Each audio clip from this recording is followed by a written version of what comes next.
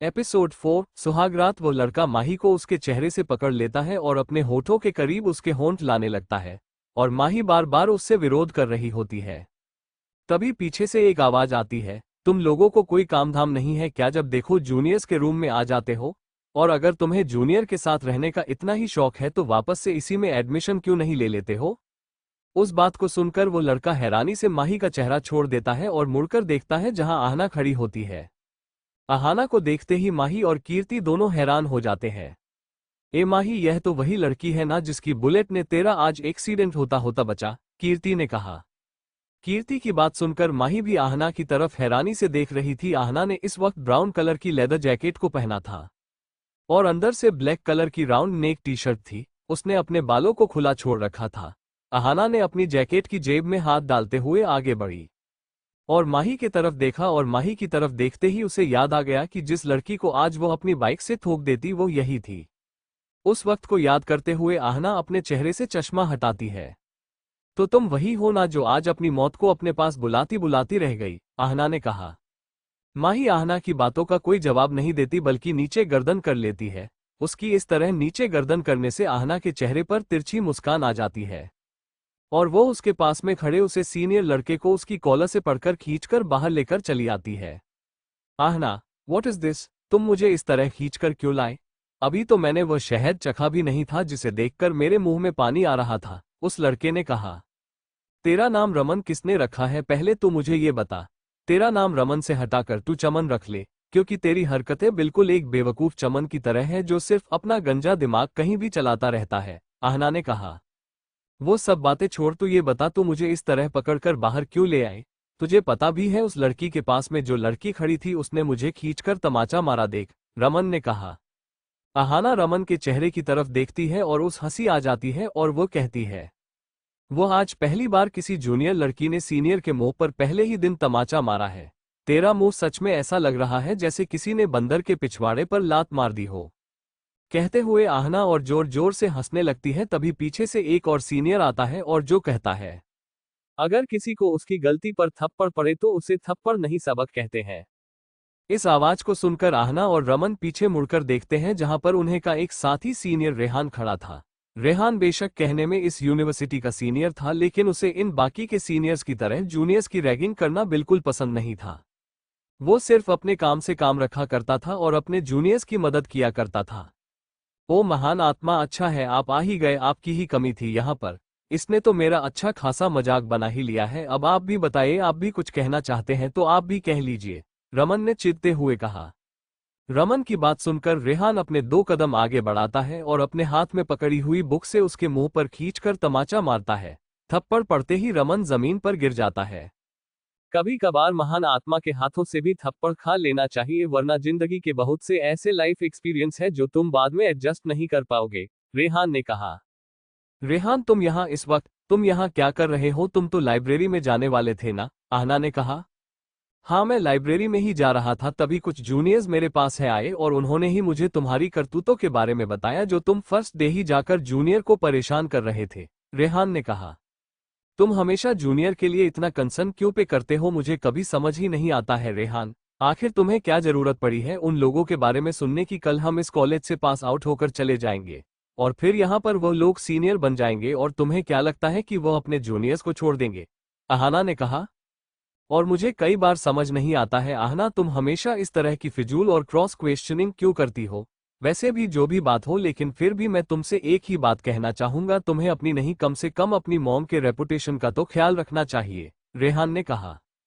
Mom की reputation उनकी reputation की किसे पड़ी है? उन्हें अपनी रेपुटेशन खुद ही संभालती होगी। हाँ, मैं सिर्फ इतना कर सकती हूँ कि कोई उनको धोखा ना दे पाए, बाकी मेरा सौतेला बाप जाने, आहना लापरवाही से कहती है। आहना की बात सुनकर दोनों उसकी तरफ देखते हैं और आहना वहां से निकल जाती है। रेहान भी अपनी लाइब्रेरी के लिए निकल जाता है। रमन पीछे की तरफ मुड़कर माही की तरफ देखता है और कहता है, इस होठों के शहद को तो मैं चख कर ही रहूंगा।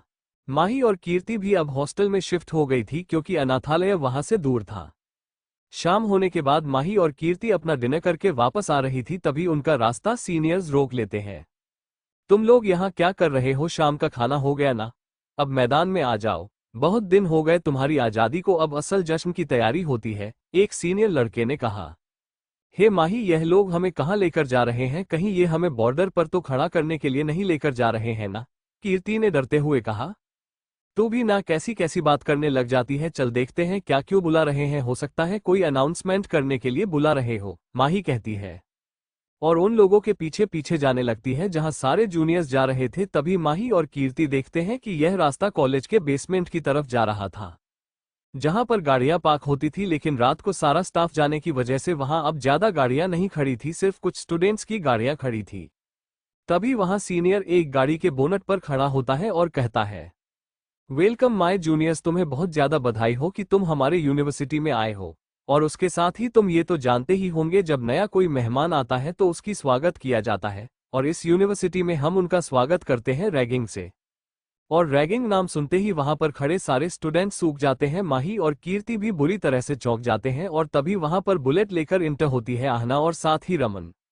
रमन और आहना अपनी अपनी बाइक से उतरते हैं और अपनी अपने व्हीकल का सहारा लेकर खड़े हो जाते हैं। बाकी के सीनियर बारी बारी जाकर जूनियर्स को परेशान करना शुरू करते हैं, और उनके इस तरह परेशान करने की वजह से जूनियर्स को बहुत ज्यादा अनकंफर्टेबल फील हो रहा था। अच्छा, सब लाइन बनाकर खड़े हो जाओ, बारी बारी सबका नंबर आएगा, आखिर भंडारा लगा है, सबको प्रसाद मिलेगा, एक सीनियर ने कहा। और उसके कहते ही सारे सीनियर्स हंस पड़े। यहाँ पर यह बात भी सच है कि यहाँ पर कुछ अमीर बाप के बेटे भी पढ़ते हैं, जो अपने बाप के दिए हुए फंड से पढ़ने आते हैं, लेकिन जूनियर्स का जीना हराम करके रखते हैं, कीर्ति ने कहा। कीर्ति की बात सुनकर माही उसके हाथ पर हल्के से मारती है, उसे चुप रहने का इशारा करती है। रमन की नजर अभी भी माही और कीर्ति पर टिकी हुई थी, और वो उससे अपनी बेइज्जती का बदला लेने के लिए बेसब्र हो रहा था। सीनियर्स हर एक जूनियर को परेशान कर रहे थे, किसी से डांस करवाकर, किसी पर बैड जोक मारकर, या किसी को किसी से किस करवाकर। कई बार तो वहां एक बॉय को दूसरे बॉय को किस करने के लिए कहा गया, और एम्बैरेसमेंट होने के बावजूद भी लड़कों को वह करना पड़ा। ये सब देखकर माही को बहुत बुरा लग रहा था, लेकिन आहना इन सबके मजे ले रही थी। उसे कोई फर्क नहीं पड़ रहा था कि यहाँ किसी को कितना बुरा लग रहा है। और सारे सीनियर एक जैसे ही थे, बस रेहान को छोड़कर, जो कभी रैगिंग लेने आता ही नहीं था। रमन इशारा करके माही को अपने पास बुलाता है। माही डरते हुए पहले तो अपने कदम पीछे लेती है, और इसके डर को कहीं ना कहीं रमन समझ गया था, और उसके चेहरे पर तिरछी मुस्कान आ जाती है। आगे बढ़कर वही माही के पास पहुंच जाता है, और सबके सामने उसे अपनी गोद में उठा लेता है। ये सब देखकर अहाना को भी उसे वक्त बहुत मजा आ रहा था। तुम्हें पता है जूनियर्स, हम सीनियर्स तुम्हें सब कुछ सिखाएंगे जिंदगी के बारे में, तुम्हें पढ़ाई लिखाई, करियर, और यहाँ तक कि शादी ब्याह और सुहागरात के बारे में भी, रमन ने कहा। रमन इतना कहकर माही को बोनट पर पटक देता है और ऊपर चढ़कर उसे अपनी गोद में बिठा लेता है। Chapter and. अगला एपिसोड। रमन के फोर्सफुली किस करने के चक्कर में माही नीचे गिर जाती है, और रमन अभी वही नीचे गिरी माही को पकड़कर पर उसे किस करने की कोशिश करने लगता है, और जबरदस्ती उसे अपने करीब जाने की कोशिश करता है। अब हाना को हद से ज्यादा गुस्सा आ चुका था, और उसने रमन को उसके बालों सहित पकड़कर माही से दूर कर दिया। आहना माही को खड़ा करती है और उसे उसके कमर से पकड़कर अपने करीब खींचते हुए अपने होंठ पर अपने होंठ रख देती है। कृपया लाइक, कमेंट और रिव्यू देना ना भूले। Thank you from Arthur for reading Folded Hands, Folded Hands, Folded Hands, Folded Hands, Folded Hands, Folded Hands, Folded Hands.